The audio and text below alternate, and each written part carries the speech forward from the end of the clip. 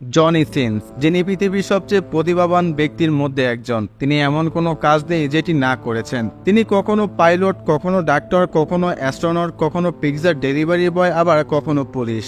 অর্থাৎ পৃথিবীর এমন কোনো প্রফেশন নেই যেটা তিনি না করেছেন। আর এই ভদ্রলোককে চেনে না এমন কোনো ব্যক্তি মনে হয় খুঁজে পাওয়া যাবে না। চলুন তাহলে আজকের পর্বে জেনে নেওয়া যাক পৃথিবীর সবচেয়ে প্রতিভাবান ব্যক্তি অর্থাৎ জনি সিনস সম্পর্কে অজানা কিছু তথ্য।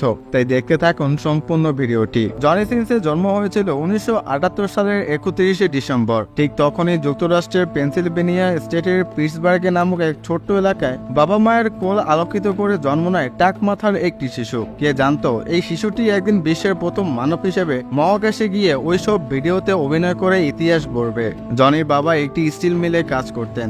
এক ভাই এক বোনের মধ্যে তিনিই ছিলেন সবচেয়ে বড়। ছোটবেলা থেকে জনির ছিল বডি বিল্ডিং এর ঝোঁক। সেই থেকে 19 বছর বয়সে তিনি জিমে ভর্তি হন, ওয়ার্কআউট করা শুরু করেন। শৈশবকালে বন্ধুমহলের সবচেয়ে লাজুক বলে পরিচিত ছিল জনি সিনস। মেয়েদের চোখে চোখ রেখে সরাসরি কথা বলতে পারতেন না। আজ মেয়েদের সবখানে চোখ রেখে তিনি ভালোভাবে কথা বলতে পারেন। কিন্তু তার সুন্দর গঠনের শরীরের জন্য মেয়েরা তার প্রতি সর্বদা আকর্ষিত থাকত।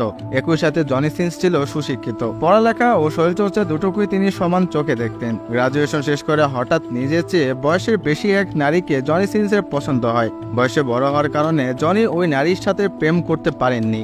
এরপর তিনি এক কনস্ট্রাক্ট